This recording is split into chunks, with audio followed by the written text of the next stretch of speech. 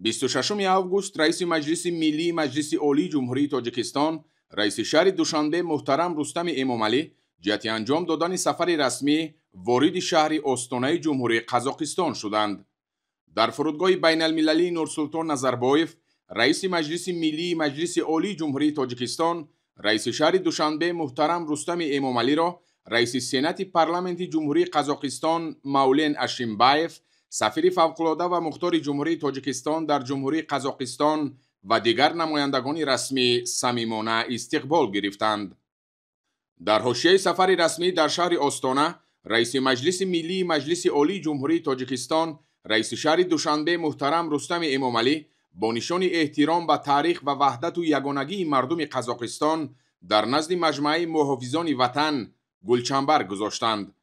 Дар маросими гулчанбаргузорӣ раиси Маҷлиси Миллии Маҷлиси Олии Ҷумҳурии Тоҷикистон, раиси шаҳри Душанбе муҳтарам Рустами Эмомалиро муовини раиси Сенати парламенти Ҷумҳурии Қазоқистон, муовини ҳокими шаҳри Остона ва дигар шахсони расмӣ ҳамроҳӣ карданд. дар доираи сафари расмӣ дар Ҷумҳурии Қазоқистон, раиси Маҷлиси Миллии Маҷлиси Олии Ҷумҳурии Тоҷикистон, раиси шаҳри Душанбе муҳтарам Рустами Эмомалӣ бо раиси Сенати парламенти Ҷумҳурии Қазоқистон Мавлен Ашимбаев мулоқот анҷом доданд. зимни мулоқоти хосаи роҳбарони палатаҳои болоии парламентҳо ва музокироти васеъ бо иштироки ҳайатҳои парламентии Тоҷикистону Қазоқистон, ҳолати кунунӣ ва дурнамои муносибатҳои дуҷониба, робитаҳои байнипарламентӣ, инчунин масоили мубрами рӯзномаи байналмилалӣ ва минтақавӣ мавриди баррасӣ қарор дода шуданд. нахуст раиси Маҷлиси Миллии Маҷлиси Олии Ҷумҳурии Тоҷикистон, раиси шаҳри Душанбе муҳтарам Рустами Эмомалӣ барои даъват ҷиҳати анҷоми сафари расмӣ ба Ҷумҳурии Қазоқистон ба раиси Сенати парламенти Ҷумҳурии Қазоқистон изҳори сипос карда, алоқамандии ҷониби Тоҷикистонро ба сатҳи баланди дӯстӣ ва ҳамкории бисёрҷониба бо Қазоқистон таъкид доштанд. ҷонибҳо аз тамоюли мусбати муносибатҳои стратегӣ ва ҳампаймонии байни Ҷумҳурии Тоҷикистон ва Ҷумҳурии Қазоқистон изҳори қаноатмандӣ намуда, саҳми боризи сарони ду давлат муҳтарам Эмомалӣ Раҳмон ва Қосим Жомарт Токаевро дар тақвияти ин раванд баланд арзёбӣ карданд. аҳамияти таърихии имзои аҳднома дар бораи муносибатҳои ҳампаймонӣ миёни Ҷумҳурии Тоҷикистон ва Ҷумҳурии Қазоқистон ки дар таърихи ҳамкории ду кишвар саҳифаи нав бознамуд зикр карда шуд. робитаҳои байнипарламентӣ яке аз самтҳои калидии маҷмӯи муносибатҳои байни ду кишвар номида шуд. Маҷлиси Миллӣ ва Сенати парламент ҳамкории мутақобилан судманди худро пайваста ва дар сатҳи сифатан баланд роҳандозӣ намуда, дар таҳкими муносибатҳои боэътимоди байни давлатҳо нақши рӯзафзун доранд.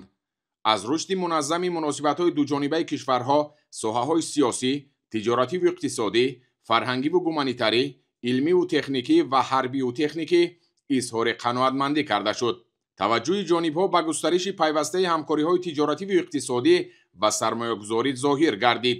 бахшҳои саноати кӯҳӣ, саноати сабук, хӯрокворӣ ва кимиё, металлургияи ранга, дорусозӣ, мошинсозӣ, кишоварзӣ, энергетика, нақлиёт ва коммуникатсия самтҳои афзалиятноки ҳамкории иқтисодии Тоҷикистону Қазоқистон номида шуданд.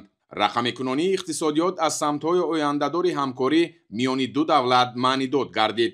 таъкид карда шуд ки Тоҷикистон ва Қазоқистон дар баррасии масъалаҳои обу иқлим ва истифодаи оқилонаи захираҳои обии минтақа ҳамкории самарабахш бароҳ мондаанд. дар идома ҷонибҳо ба масоили вобаста ба тавсея ва густариши робитаҳои фарҳангиву гуманитарӣ, ба хусус маориф, илм ва фарҳанг таваҷҷӯҳи хос зоҳир намуданд.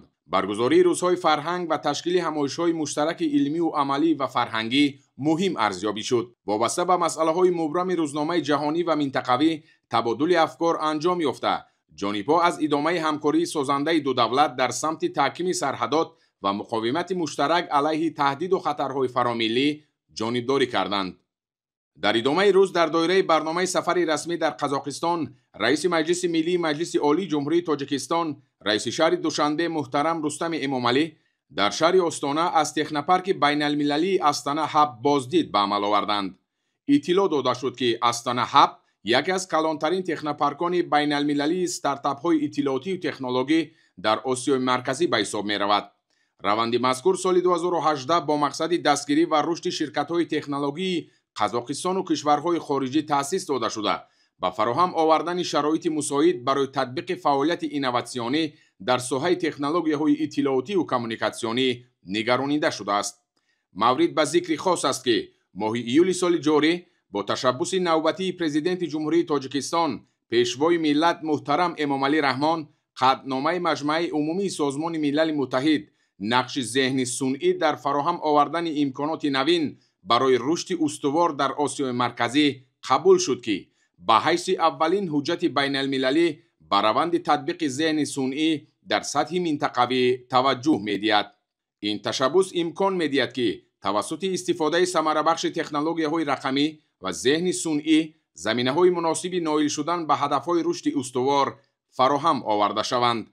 дар робита ба ин, раиси Маҷлиси Миллии Маҷлиси Олии Ҷумҳурии Тоҷикистон, раиси шаҳри Душанбе муҳтарам Рустами Эмомалӣ, омӯзиши фаъолияти босамар ва таҷрибаи технопарки Астана ҳабро дар ин самт муфид арзёбӣ намуданд.